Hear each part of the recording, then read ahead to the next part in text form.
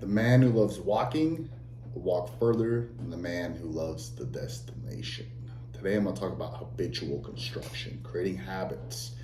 When you love the journey or the process more than the destination, your goals will they'll just happen, right? Your accomplishments, they just happen. You hit milestones and PRs as a side effect. Your journey is going to be filled with losses, regret, sucking at whatever it is you're doing and feeling like shit. Good news is life is a one direction road.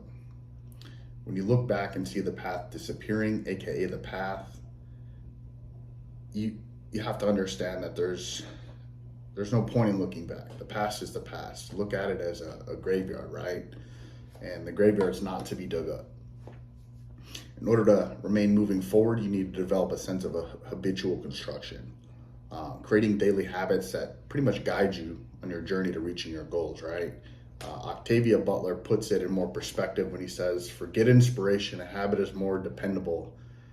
Habits will sustain you whether you're inspired or not.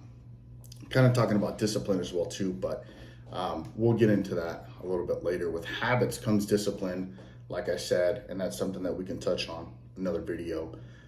When you develop habits, your brain's pretty much gonna know what to do, when to do it, without really even thinking about it. You essentially go into an autopilot mode because you created a new routine similar to waking up, right? You brush your teeth, take a shit, shower, eat breakfast, drive to work. You don't really think about it because you developed habitual construction through consistent habits.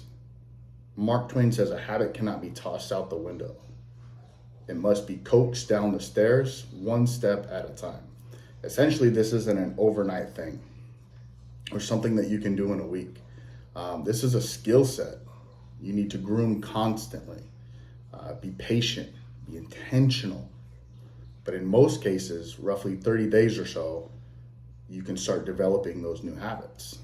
Now, when I say grooming, I mean hard work, thinking, really focusing on what you're doing and where you want to be will be mandatory before a new habit will run on autopilot for you.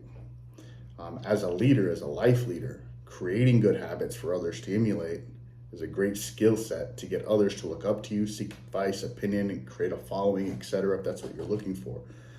But in all actuality, it builds your self-confidence, knowing that what you're doing and where you're going is going to take you further than you ever have in your life.